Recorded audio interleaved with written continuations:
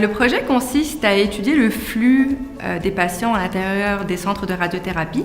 Notre collaborateur pour ce projet est le Centre intégré de cancérologie de Laval. Donc on imagine un patient qui est référé dans un centre de radiothérapie pour cancer.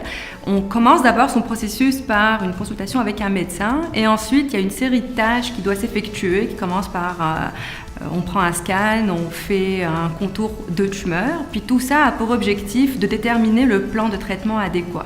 Donc ce que nous, on essaye de faire là-dedans, c'est de déterminer quand est-ce que toutes ces tâches-là doivent être faites pour pouvoir optimiser le moment du rendez-vous du patient.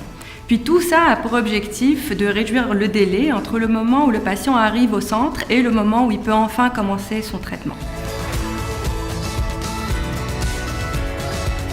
L'approche qu'on utilise est une combinaison de la simulation et de l'optimisation. Donc ce que l'optimisation fait, c'est qu'elle va aller travailler sur chacun des problèmes opérationnels pour déterminer comment on peut mieux faire de façon à rendre le centre plus efficace. Donc notamment ce qu'on a fait en intelligence artificielle, c'est qu'on est allé évaluer c'est quoi la durée de rendez-vous de chacun des patients pour bien les classifier. Et ensuite, ce qu'on fait avec ces durées-là, c'est qu'on va aller optimiser une grille horaire et ensuite dire à chacun des patients à quelle heure il peut passer. Ce que la simulation va faire, c'est qu'elle va modéliser tous les processus et ensuite évaluer donc l'impact de chacune des décisions qu'on a prises en amont, qui est donc l'heure du rendez-vous puis la durée du rendez-vous, pour évaluer c'est quoi cet impact-là sur le centre.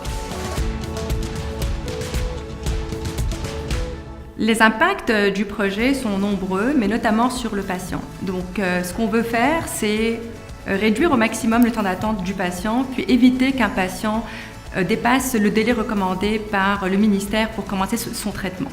Le second impact, il est au niveau de l'organisation où on utilise au maximum ce qu'on a comme disponibilité en termes de machines pour traiter les patients. Et donc, ce que ça nous permet de faire, c'est d'augmenter le nombre de patients qui peuvent recevoir un traitement. Les aspirations pour le futur, ça serait vraiment que nos algorithmes et notre expertise puissent être déployés partout dans les établissements de santé. On est capable de bien gérer les rendez-vous de patients, on est capable de rendre les systèmes plus efficaces. Donc ce qu'on voudrait, c'est pourquoi pas révolutionner comment le système est vu à Montréal.